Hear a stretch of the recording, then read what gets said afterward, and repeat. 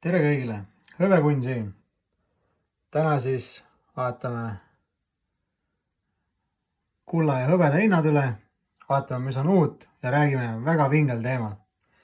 Ehk siis tegin ühe sõrmuse omale, väga vinge. Ja uus münt, pääsuke, 925 hõbe, Eesti krooni taas kehtestamise puhul anti välja see 10 kroonine. Ja siin kõrval olete mul juba näinud seda purjekat, et see on ka väga vinge. Aga mulle nad mõlemad väga meeldivad ja nad mul mõlemad olemas ka on. Ehk siis vaatame üle. Hõbeda hind ühe untsi kohta 60 eurot, kulla hind ühe untsi kohta 3740 eurot.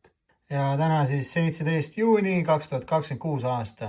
Aga täna ma siis räägin teile natuke, mis täna öösel siis arvatavasti toimub Ameerika kella järgi. Et nimelt siis üks tähtsamaid koosolekuid toimub täna. Ja seal üks inimene nimega Kevin Warsh annab siis sellised ütlused, et põhimõtteliselt mis Ameerikas edasi toimuma hakkab. Ja nagu te teate, siis ka Ameerika tegemised tegelikult mõjutavad kogu maailma asjatamisi, nii aktsiaturgudel kui kullamaailmas ja nii igal pool mujal samamoodi. Aga alustame siis. Esiteks siis USA ja Iraan on lõpuks nõus rahuleppe sõlmima sellel reedel, 19. 2026 aasta. Juunikuus siis muidugi.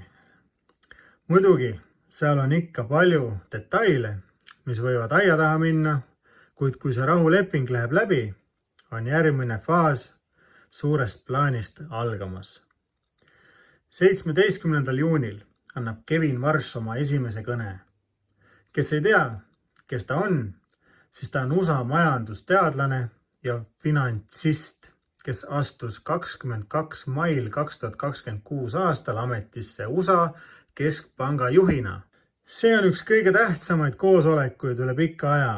Kõik, mis ta seal ütleb, on ülioluline, mis hakkab saama edasi USA intressimääradega, aktsiaturu ja tegelikult kogu majandusega. Nii et täna on ka kogu maailma pilgud seal ja analüüsitakse igat sõna, mis ta seal mainib. Ja tegelikult on seal vaid kaks võimalust, kas meil hakkab minema paremini või halvemini. Esimesest päevast alates, kui Trump ta ametisse nimetas, tahtis ta, et intressimäärasid alandatakse, sest ta tahab, et majandus kasvaks ja et oleks rohkem raha. Kuid eelmine keskpanga juht ei tahtnud, et intressi alandatakse, kuna USAl on tohutu riigivõlg. Ja plaan oli lahendada see probleem ilma, et tuleks suur kriis. Ja siin on näide, kuidas see peaks toimuma Kevin Warshiga. Esimene ülesanne oleks alandada intressimäärasid. See teeks raha laenamise soodsamaks, teeks majanduse vabamaks ja annaks Trumpile majanduse kasvu loo, mida ta taga ajab. Teiseks ülesandeks on, et föderatsioon hakkab kahandama oma bilanssi. Ehk riik hakkab vähem võlakirju enda käes hoidma. See tähendab seda, et pangad saavad lühiajaliselt laenata raha odavalt ja saavad teenida rohkem raha pikaajaliselt. Ja see ongi see vahe või lühiajaline aeg, mõned aastad, kus nad kokkuvõttes raha teenivad. Kolmandaks oleks pankade regulatsiooni muutmine. Ehk kui hetkel näiteks on igal pangal 100 kohta mõeldud võlakirjade jaoks, siis selle eemaldamisega saaks kõik tohutult rohkem neid soetada. Tavapangad saaks osta ära kõik võlakirjad, mis föderatsioon müüb ja see oleks tegelikult võrdväärne raha printimisega. Aga miks nad peaksid seda tegema või tahtma?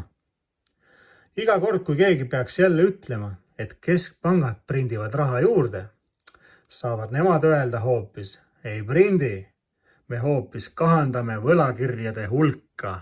Ehk siis neil on tagavaraplaan. Nüüd nad saavad osta riigikassa haardeid ja laenata raha rohkem väikestele äridele. Suurte Wall Streeti äride asemel. Ehk tavainimestel hakkaks paremini minema ja Kevin Warsh saaks uudistes öelda, et vaadake, ma teen produktiivset riiklikku võlavähendust. Ehk vaadake, pangad aitavad tavainimesi laenudega, selle asemel, et ainult suurte äridega tegeleda.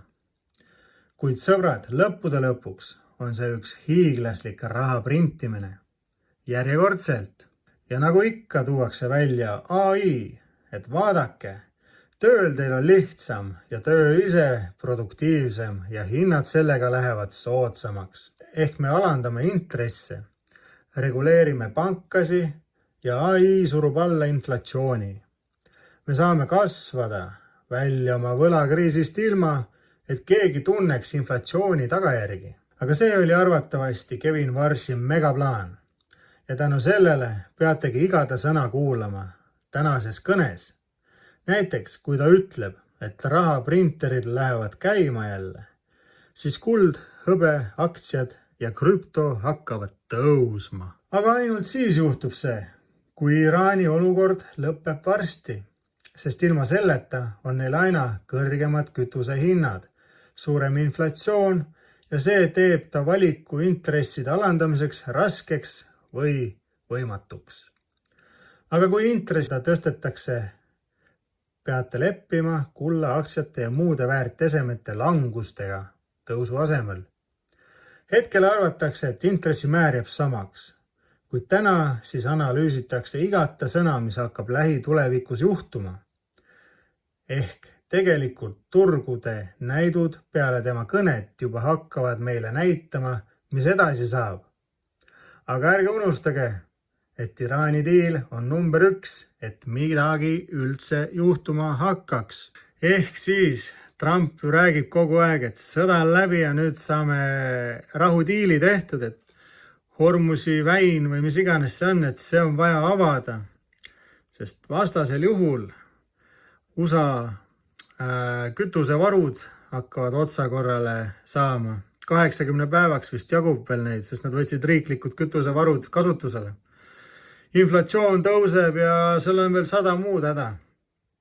Et jah, aga ega Iraan ei taha sellel tegelikult juhtuda lasta. Aga no eks näeme, mis saab, kas suudetakse see rahudiil teha või mitte. Aga see tänane kõne juba annab paljudele väga palju infot, mis meil lähitulevikus siis saama hakkab. Et kas väärismetallide sõbrad nagu me oleme, kas meil hakkab minema väga hästi või siis meie väärismetallikesed, nende hind muudkui langeb ja langeb. Aga noh, nagu ma olen teile öelnud, nii kaua kui te ei müü, te ei kaota midagi ja see annab meile väga suure eelise jälle soodsamalt juurde osta, sest ühel päeval see mullike nagunii lõhkeb. Ja need, kellel on väärismetallid, nemad on kuningad, sõbrad. Uskuge või ärge uskuge, aga iga kriis üle kogu maailma 100 aastate jooksul on seda näidanud.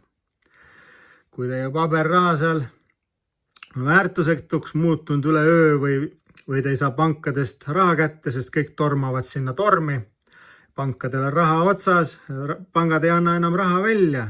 Internetis ei saa kaardiga osta, kõik muud hädad. Mis te siis teete, kui raha lihtsalt on väärtusetu? Selle jaoks me ju sõbrad ostamegi neid väärismetalle, et oma vara kaitsta. Aga väärismetallid käivad ju inflatsiooniga alati kaasas. Ehk siis kui raha kaotab väärtust iga kümnendiga, siis tegelikult väärismetallid kas hoiavad seda või kes teab, toodavad teile ehk väga mõnusa tulu, sest ennustada me ei oska keegi, aga vaadake mu teisi videosi, kuulake, mis ma olen rääkinud, vaadake läbi ajaloo graafikuid, vaadake, jälgige, uurige. Et mina olen kõigest üks tüüp YouTube'ist, kes teeb teile videosi. Ei pea uskuma kõike, mida mina räägin, aga tasub kuulata, teha omad järeldused ja panna midagi kõrva taha. midagi tarka ikka leiate igast videost. Ühesõnaga, tänane video oli selline ja siin oli hõbekunn. Olge tublid. Tšau!